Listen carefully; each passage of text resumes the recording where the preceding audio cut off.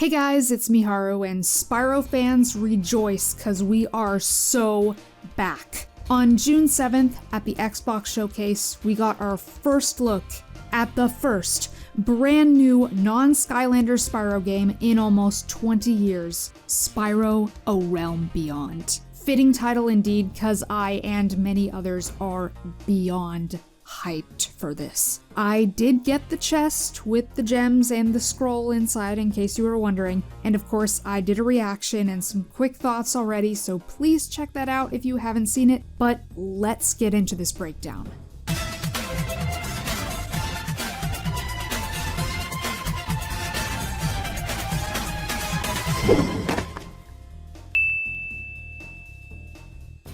Okay, so we're starting with our new world. Peaceful, sunny, and then the sky goes dark. And let me take a moment to appreciate the environment here. Looks like a nice little village, and I already love that because that gives me the impression that the worlds are going to be more detailed, not just graphics-wise, but in scale. They're going to actually feel lived in. I'm hoping this means sort of an open world thing. Maybe the levels will be interconnected like a Hero's Tale instead of having to go through portals, although I am gonna miss that if it's true. And then we get a tease at a new villain.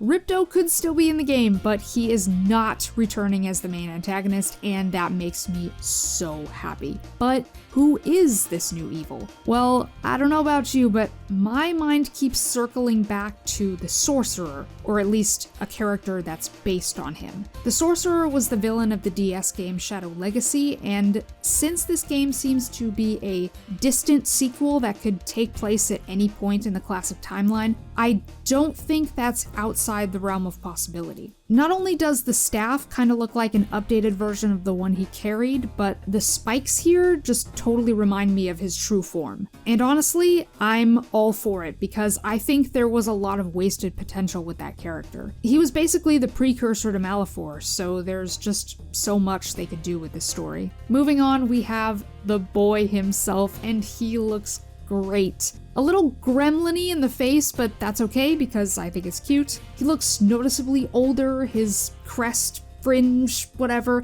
kind of droops a bit in front to resemble hair, which I think is really fun. And then I just noticed this, but his wings are different. They look larger, more full, like adult dragon wings. And even the way they sprout from his back has changed. He's totally growing up.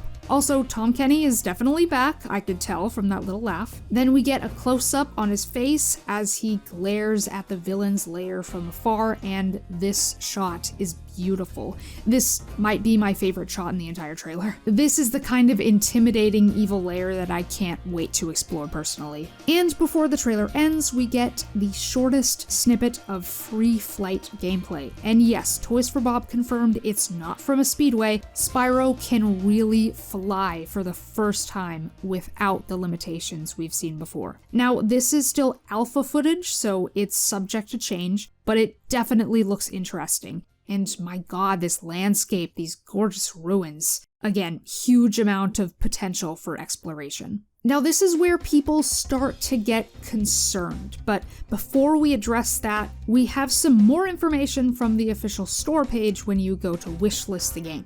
Take flight in a brand new journey through a strange and wondrous realm. When Spyro finds himself stranded, his journey to discover a way home is interrupted by the arrival of a vicious invading force known as the Scabs. Spyro must make new allies and rise to protect this realm before it's changed forever. Feel the freedom of flight as you soar above vibrant landscapes, weave between treetops, dive off massive landmarks, and wing your way through this new realm in Spyro's boldest evolution yet. Carve your path through the skies and chain together dives, climbs, and tight turns as you navigate the world your way. This piece of information answers two major questions that have been on people's minds.